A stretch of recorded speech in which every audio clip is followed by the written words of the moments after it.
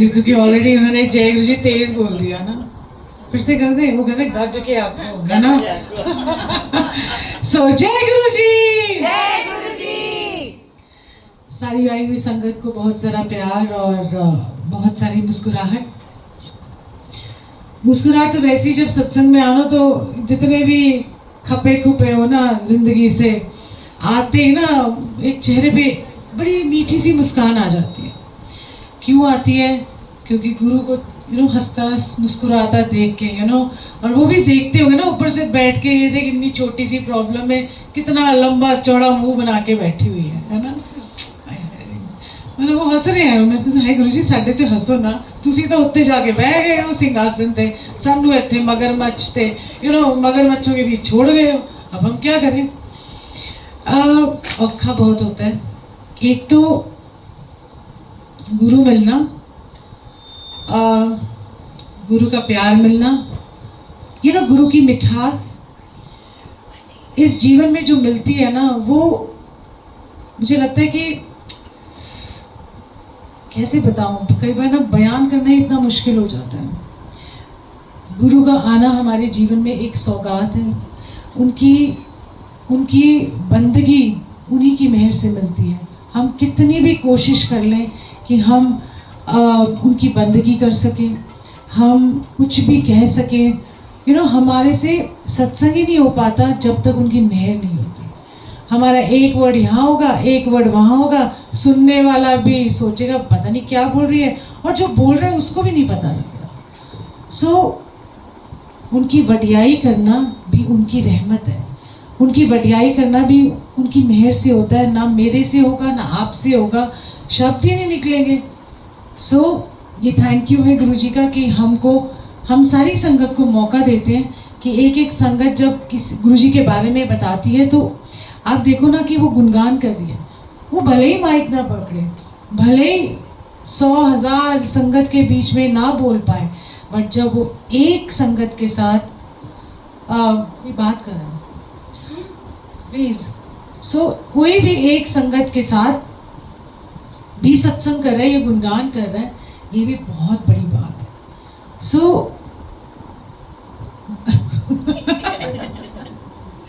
थोड़ा सा साइड करा। एंड उनकी मैं आज वो जब हम शब्द सुन रहे थे ना, मिल मेरे गोविंद अपना नाम दो, मतलब इतनी उसमें मिठास रस, ये हमने गुरुजी के टाइम भी सुना था उस टाइम पे। और मतलब शब्द कीर्तन की अक्ल तो थी नहीं, बट इतने मीठे बोल थे, इतने सिंप्लीफाइड बोल थे कि अपने आप वो उतरते गए। और गुरुजी से कई बार मैं सोचती हूँ गुरुजी कि आप ना छोड़ के नहीं जाना चाहिए था इतनी जल्दी, है ना। हम तो जुम्मे जैसे जब आप गुरुजी को मिलते हो और पहुँचते हो ना, तो आप पैदा होते हो। पहले तो है भी हमारी कुकर वाली ज़िंदगी थी, मतलब जैसे किसी ने रोटी का टुकड़ा फेंक दिया, हम उसके चले गए, किसी ने बोला वो स्थान अच्छा ही है, पर हमारे को एक अपनापन, एक जिसको कहते हैं ना कि अब हम अपने घर आ गए। गुरु से मिलने का मतलब है कि आप अपने अंदर में ऐसा लगता है कि वो आप घर आ गए। और तो मैं जब गुरुजी ने चोला छोड़ा 31 मई 2007 में, तो हम हेडलेस हो गए। हमें लगा कि आज पता नहीं, क्योंकि आप गुरुजी को पूछ नहीं सकते थे कोई प्रॉब्लम, आप उनको जाके कुछ कह नहीं सकते थे गुरुजी मेरी ये प्रॉब्लम, या कुछ बोलना होता था। जैसे ही कभी कभी मैं जाके ना कुछ बोलने लगती थी, कहते पुछीदा नहीं होता काम खराब होता है, मतलब हलक भी रह जाती सारी चीज़ें आप, क्योंकि गुरु को सब समझ है।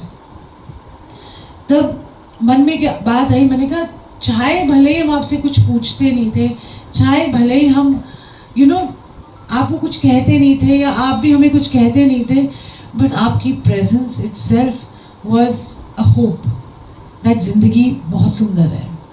और कुछ भी नहीं कहना, बट उनको देख लेना, बस एक ना हिम्मत सी मिलती थी। एक लगता था कि अपना कोई है इस धरती पे, कि हमने तो परमात्मा देखा नहीं, हमने किसी को देखा नहीं, बट जब उनसे मिलते थे तो ऐसा लगता था कि धरती पे रब है। और बस इतना ही काफ़ी होता था हमारे लिए। रोते ऐसा नहीं है कि तब भी कोई प्रॉब्लम्स नहीं होती थी, वो ढेर सारी होती थी, बट एक उम्मीद भी नहीं थी कि ये प्रॉब्लम ठीक हो जाएगी। बट एक ये था कि वो है ना, वो हमारे अपने हैं ना, रब है ना हमारे साथ। और कितनी बड़ी खुशी की बात होती थी कि हम रब को मिलने जा रहे हैं। हमारे सबके वैसे तो ऐसा नहीं कि एक तो मैं फिजिकली मिले, एक तो उनकी रूपरेखा देखो कितने क्यूट से लग रहे, कितने प्यारे से लग रहे, हर स्वरूप इनका ऐसे बोलता है। और जब वो कभी कभी मैं क्या बोलूँ, ऊपर का स्वर्ग और नर्क तो मुझे भी नहीं पता जी, है ना, और धरती का स्वर्ग नर्क तो मुझे पता है ना, वो तो हमको पता ही है, ठीक है। तो ऐसे ही गुरुजी के पास एक दिन मैं बैठी थी तो गुरुजी कहते हैं कि उत्ते कोई स्वर्ग या नर्क नहीं होता, जो कुछ होता है इत्थे ही होता है। मैं गुरु का वचन मानूं या लोगों की बातें सुनूं या पंडितों की, स्वर्ग नर्क में जाके जूते पड़ेंगे, नर्क में जाके तेल में तलेंगे, फलाना ढिमकाना, डराया जाता है हमको। पर जब मेरे गुरु ने कह ही दिया कि उत्ते कोई स्वर्ग नर्क होंदा ही नहीं है, तो साढ़े वास्ते होंदा ही नहीं है, जो कुछ है इत्थे ही है। और तेरे ते डिपेंड करता है कि तू किस तरह उन्होंने स्वर्ग बना दिया और नर्क बना दिया। बहुत छोटे से एग्जाम्पल होते हैं, आप अपनी ज़िंदगी में भी देख लो। सबसे पहला एग्जाम्पल होता है कि आपके मन के अंदर स्वर्ग है या नर्क है। मन के अंदर क्या स्वर्ग नर्क होगा कि जितनी बार वो नेगेटिव थॉट्स आते हैं ना, हमारे अंदर वो गुड़गुड़ कुड़कुड़ मचती रहती है। और हम खुद को ही देखो कि हमारी शक्ल, हमारा व्यवहार कितना बदला होता है, चिड़चिड़े हो जाते हैं या कुछ ऐसा हो जाता है कि आपको महसूस होता है कि कोई हार्मनी नहीं है आपकी बॉडी में। और वही जो आपके अंदर हिल है, जो नर्क चल रहा होता है, वही आप संगत में अपने लोगों को, अपने आसपास वही देते हो, क्योंकि आपके अंदर खुद के अंदर इतना नर्क है। तो आप सोचते हो इसकी भी जिंदगी नर्क बना दो। आप दो मीठे बोल बोलो किसी से, किसी को एक सहानुभूति दो, एक होप दो, प्यार से बिठाओ, प्यार से उसको बुलाओ, आ जा, तू भी बैठ जा, तू भी गुरु की संगत, हम भी गुरु जी की संगत, आके उसको बैठाओ। आपको खुद भी शीतलता मिलेगी और जो बैठता है उसको सुनने में भी शीतलता मिलती है। सो स्वर्ग और नर्क आपके बोल से, आपकी सोच से, आपकी इंटेंशन से बनता है, किसी की वजह से नहीं बनता। इसी तरीके से एक कड़वा बोल दोगे ना, तो आपको ऐसे लगेगा हाय, एक तो वैसे ही जीवन खराब हो, ऊपर से दूसरे ने कड़वा बोल दिया, वो और नर्क सा लगता है कि हमारी तो कोई वक़्त नहीं है। बट नहीं, गुरु जी के यहाँ पर सारे एक बराबर है, चाहे गुरु जी को कोई संगत मिली है या नहीं मिली है। क्यों? एक तो बाहर बात ना करें, सेवा तो चुपचाप भी हो जाएगी। एनीवे, सो जो संगत मिली, जो नहीं मिली, सब एक बराबर है। एंटीना डाउन हो जाता है। सो एक जैसे गुरुजी ने सबको माना है, सम्मान दिया है, सबको इज्जत मान दिया है। कोई भी गुरुजी के पास संगत जाती थी, कोई भी कैसा भी है, अनलेस एंड अनटिल उसको पता है क्या उनकी डांट होती, चल भज जाए तू, चल दफा हो जा। और कई बार गुस्से से भी बोल देते थे। वो बेचारा पहली बार आया, उसने सोचा हाय मेरे मतलब मैं कैसा, फर्स्ट टाइम, गुरुजी ने दफा हो जा। अब जिसको पता नहीं गुरु के बारे में, वो बाहर जाके बोला कि मेरे को तो बाहर ही निकाल दिया। तो कोई सेवादार कहते नहीं, बाहर नहीं निकाला, आपके जो आसपास ग्रह हैं, आपके आसपास जो एनर्जी थी, गुरुजी उनको दफा कर रहे थे। तो हमारी सोच और समझ देखो कैसी है कि हम, और जो वहाँ बैठी संगत है वो सोचती है हाँ ये तो बहुत ही बुरा होगा, इसने बहुत बुरे कर्म किए होंगे, तो गुरुजी ने इसको बोल दिया दफा हो। सोच की बात है। हम संगत बैठ के वहाँ पर ये जज कर जाते हैं कि गुरुजी ने इसको कुछ बोला, क्या बोला। और जब ये बात उनके सबके सामने डांटी और बोली गुरुजी ने, तो दूसरी संगत उसको जज करने लगी। सो ये सबसे पहला पड़ाव आपका, गुरुजी के पास जब जाते हो, जज नहीं करना किसी को नहीं करना। वो अपना कर्म कर रहा है, आप अपना कर्म कर रहे हो। गुरुजी को देखना है कि वो कैसे कर रहा है, क्यों कर रहा है। ऐसे एक दिन ना एक सत्संग सुना देती हूँ कि एक ना हेलीकॉप्टर वाला सत्संग सुनाती हूँ कि जब 2005 में हम जब गुरुजी ने, मेरा बड़ा मन था कि मैं ना, अब हेलीकॉप्टर तो गुरुजी जी की मेहर से आ गया, अब मन था कि गुरुजी को बोलना कि गुरुजी आप बैठो, चलते हैं, लालच ही रहता था कि कोई हमें घूमने ले जाए, कहीं तो ले जाए कहीं, क्योंकि जब आप उनका ग्रैटिट्यूड एक्सप्रेस करते हो तो वो सबसे बड़ा थैंक यू होता है। रोज़ थैंक यू करने से थैंक यू नहीं होता, असल में जो आपके मन में भाव आता है उनकी कृपा का, उसको थैंक यू बोलते हैं। तो आज मैं गुरु जी को अपना थैंक यू करने आई हूँ कि वो ना होते तो मैं रुल रही होती, वो ना होते तो मेरा जीवन ऐसा होता जैसे पाताल लोक में नर्क से भी ज़्यादा बुरा होता। सो थैंक यू गुरु जी, मान रखने के लिए थैंक यू गुरु जी, सम्मान देने के लिए थैंक यू गुरु जी, इतना प्यार देने के लिए, and we love you all guru ji. सो ऐसे ही जब हम वेट कर रही थी गुरु जी, मैंने कहा पता नहीं कब उनको बोला गुरु जी चलें, दसांगे गुरु जी कह दसांगे कई बार कई साल ही लंघ जाते हैं, मतलब उनके दसने में पता नहीं एक साल ही, वो अब सोचा कि कल बताएंगे परसों, कई बार सालों साल निकल जाते हैं। एनीवे तो मैंने गुरु जी को बोला, और आई थिंक जुलाई में हेलीकॉप्टर आया तो गुरु जी ने ना बोला दसांगे, कई महीने निकल गए। फिर गुरु जी कहते हैं एन जगह 28 को जाना था, शादी थी पिंड में डुगरी, तो कहते चलो चलिए। मैं कहा हाँ जी गुरु जी, मैं तो सुपर एक्साइटेड। मैंने कहा आप सोच नहीं सकते, एक तो एक्साइटमेंट भी थी बहुत, बट एक शर्म भी थी, एक डर भी था। अब गुरु जी के लिए क्या खाने पीने के लिए लेके जाना है, वो आ रहे हैं, फिर टेंशन भी हो गई। मैंने कहा मुझे ये पता था कि गुरु जी को मसालेदार चीज़ें बड़ी पसंद थी, तो मैंने ना मसालेदार काजू लिए, है ना, और साथ में थर्मस में चाय बनवाई, 2 मग लिए, टाल लिया गुरु जी का। देखो मैं नहीं जानती थी, बट अक्ल देखो कहाँ से आती है उनसे। किसी ने बोले टाल तो रखोगे गुरु जी, अपने हाथ तो पहुँचेंगे। मैंने कहा हाँ।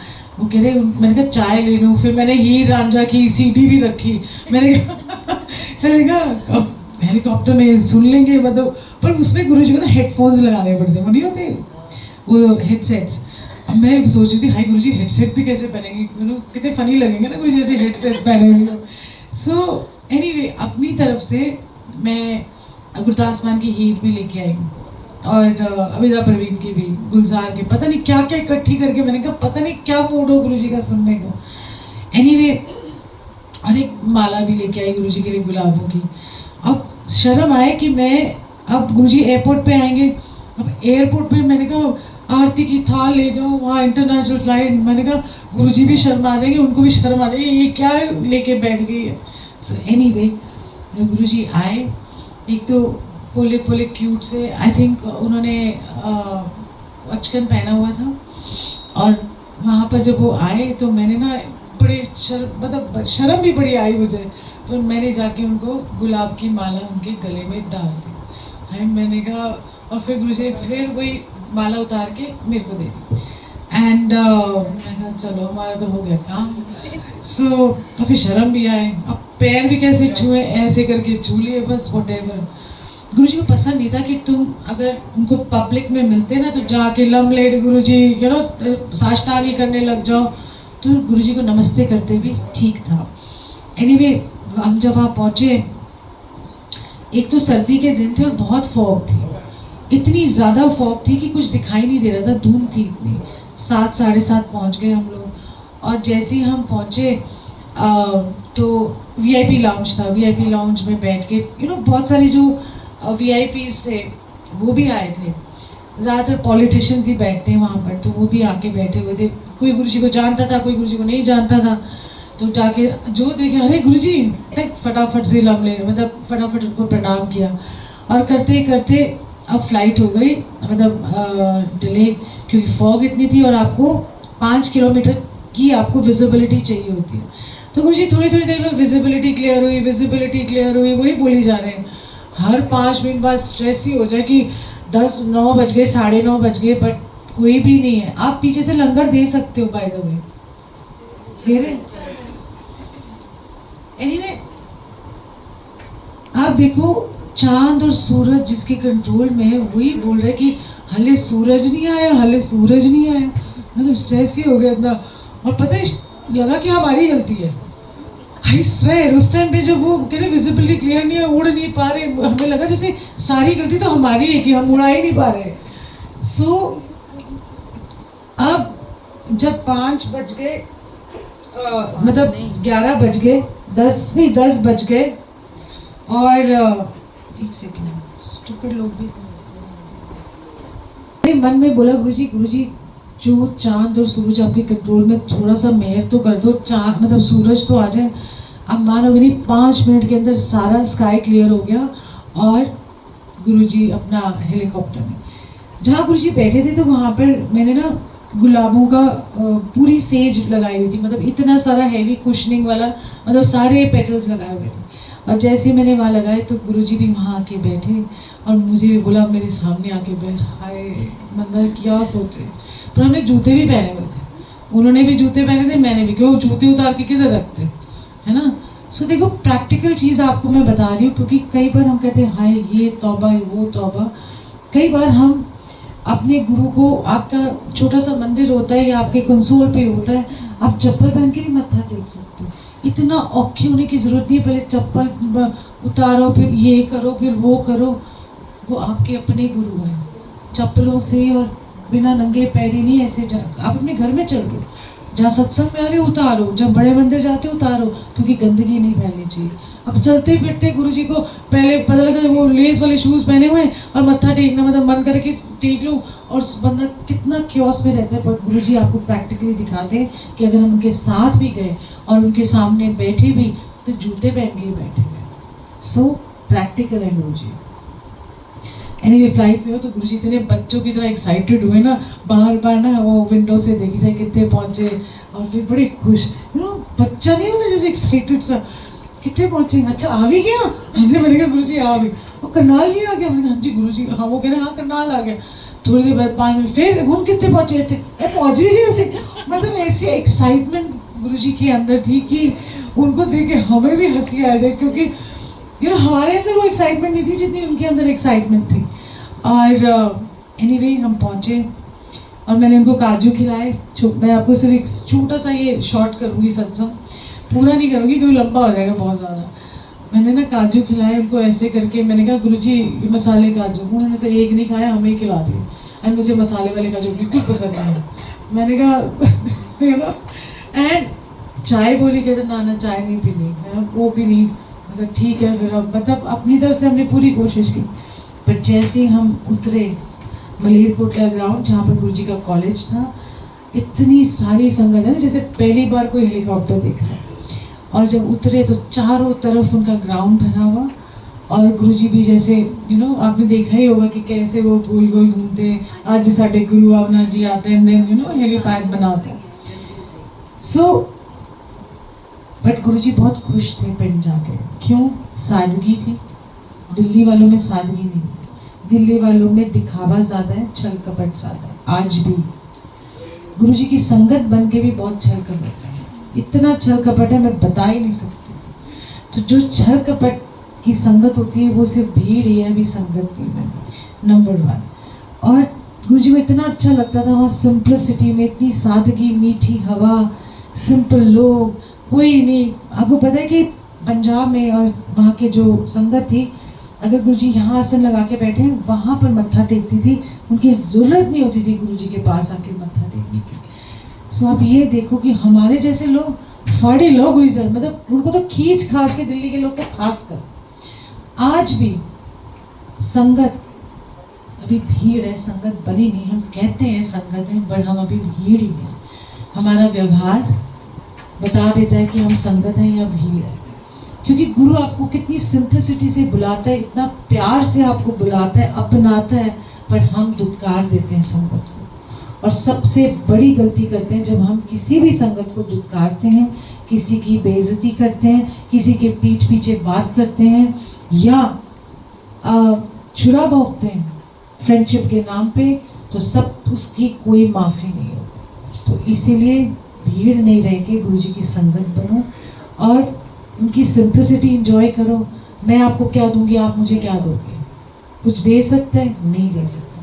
तो गुरु के साथ प्यार बना के रखो, संगत के साथ प्यार बना के रखो। और ये याद रखना, कभी पीठ पे छुरा नहीं भोंकना संगत में, कभी भी नहीं। क्योंकि वो जो दर्द उठेगा, उसकी आह निकलेगी, वो ज़रूर लगती है। अगर दुआएं हैं तो आहें भी हैं। सो ये याद रखो कि आप गुरुजी की संगत हो, कभी ज़िंदगी में किसी के लिए बुरा नहीं सोचना, करना नहीं। और तभी संगत बन पाओगे, नहीं तो आ जाओ शबद कीर्तन सुन लो, लंगर खाओ, ये भी ठीक करते हैं वो भी है।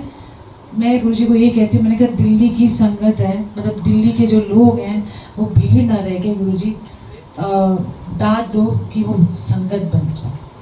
आज भी भीड़ ही है, आज भी हम गुरुजी से मतलब दिखाने के लिए है बस, गुरु ओ हम तो गुरुजी की संगत है, देखो हम सत्संग भी करते हैं, हम ये भी करते हैं, हम दरबार भी लगाते हैं, हम देखो हर जगह जाते हैं, बहुत ज़्यादा भी जगह जगह जाते हो ना तो आपके अंदर टिकाव नहीं है, आपके अंदर ठहराव ही नहीं आया गुरुजी के प्रति, क्योंकि आपको लगता है इधर भी चले जाएं, उधर भी चले जाएं, उधर भी चले जाएं, अपनी इम्पोर्टेंस भी दिखा दें, देखो हम उधर भी जाते हैं, उधर भी जाते हैं, उधर भी जाते हैं। बहुत बार ऐसा है कि बहुत डांट भी खाई है लोगों ने कि एक दिन में 2-2 3-3 सत्संग अटेंड करते हैं। आपको जब एक ही में पूर्ति नहीं आई तो फिर दूसरे में कैसे आएगी? तो ठहराव नहीं, सोचते नहीं अब क्यों आप जाते हो, क्योंकि फलाने ने बुलाया कि वहाँ मेरा नाम ना कट जाए।